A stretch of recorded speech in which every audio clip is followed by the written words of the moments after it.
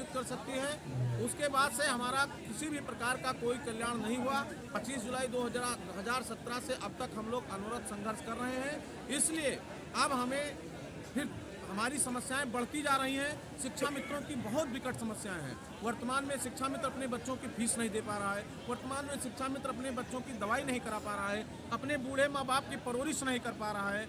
इसलिए हमारी समस्याएं बहुत लंबी हैं। मैं चाहता हूं, हमारा मांग पत्र है कि प्रदेश के शिक्षा मित्रों को जिन्होंने 22 वर्ष आपको दिया है, उनकी योग्यता, उनके अनुभव को देखते हुए उन्हें सहायक अध्यापक पद पर समायोजित किया जाए। और सरकार की जो ये प्रतिबद्धताएं हैं कि टेट नहीं है, तो हमारे बीच में 60,000 लोग टेट हैं।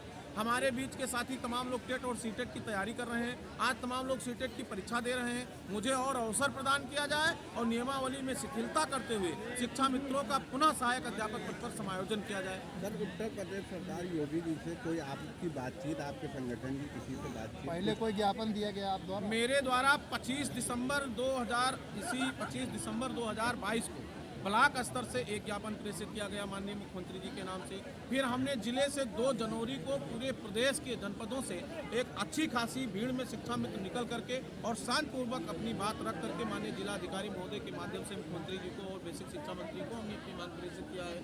और फिर आज मैं 12 जनवरी में, ये मेरा पहले से घोषित कार्यक्रम था और आज इस कार्यक्रम को मैं कर रहा हूँ और इसके माध्यम से सरकार को मैं चाहता हूं कि शिक्षा मित्रों की समस्याओं पर वो दृष्टिगत रखें, संज्ञान लें और शिक्षा मित्रों की समस्याओं का निदान करें। और हमारे बीच से 8,000 शिक्षा मित्र नहीं रहे और 8,000 शिक्षा मित्रों के परिजनों की क्या स्थिति है, ये आप सब लोग परिवार से हैं, गांव से हैं, समाज से हैं, आप सबसे छुपा नहीं है। आज उनके बच्चे विद्यालय से वंचित हो गए हैं, उनके माँ बाप तड़प तड़प के मर रहे हैं, इलाज नहीं हो रहा है। और डेली मेरे भाई साहब, डेली 2, 3, 4 शिक्षा मित्र हमारे इलाज के अभाव में, दवा के अभाव में, आर्थिक तंगी के कारण मौत को गले लगा रहे हैं। जैसा कि आपने कहा कि आपने ज्ञापन दिया इसके पहले भी जी, तो क्या आश्वासन अभी आप तक मिला है? मैं माननीय बेसिक शिक्षा मंत्री जी से आदरणीय पूर्व राज्यपाल स्वर्गीय कल्याण सिंह जी के जन्म जयंती कार्यक्रम पर मिला था और उन्होंने कहा था इस पर हम लोग बैठकर बात विचार करेंगे।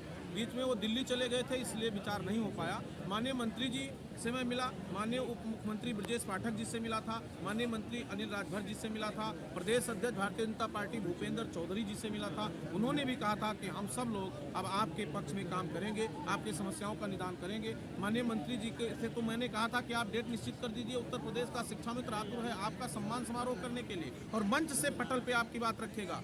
तो मंत्री जी व्यस्त थे, लेकिन मैं इस रैली के माध्यम से आगाह करता हूं कि ये सरकार से समन्वय, मैं चाहता हूं कि समन्वय स्थापित हो और शिक्षा मित्रों की समस्याओं का निदान हो, क्योंकि अब हमारी समस्या बहुत बढ़ चुकी है। तो इस रैली का उद्देश्य क्या है? इस रैली का आंदोलन की तरफ बढ़ रही है ये रैली आंदोलन की तरफ बढ़ रही है, लेकिन अभी हमारे बीच में माननीय विधायिका आई थी श्रीमती जया कौशल दी और उन्होंने मुझे आश्वस्त किया है पूरी भीड़ के सामने कि मैं आपकी बात प्रतिनिधि मंडल के साथ माननीय मुख्यमंत्री जी से कराऊंगी और माननीय कौशल किशोर जी ने टेलीफोनिक वार्ता हमसे किया था। ये विशाल रैली का अगर कोई आखिरी वो नहीं निकला तो अगला कदम क्या होगा? अगला कदम हम लोग आप जानते ही हैं कि रैली आज हो रही है, अगर सार्थक वार्ता हो गई तो अच्छी बात है, लेकिन नहीं तो अब यह शिक्षा मित्र जाग गया है और फिर से अपने संघर्ष की ओर बढ़ गया है। हम चाहेंगे कि सरकार से हम निरंतर वार्ता भी करते रहेंगे और समय समय पर हम अपने कार्यक्रम को भी करते रहेंगे और सरकार से समन्वय भी स्थापित करके अपनी समस्याओं का निदान करेंगे।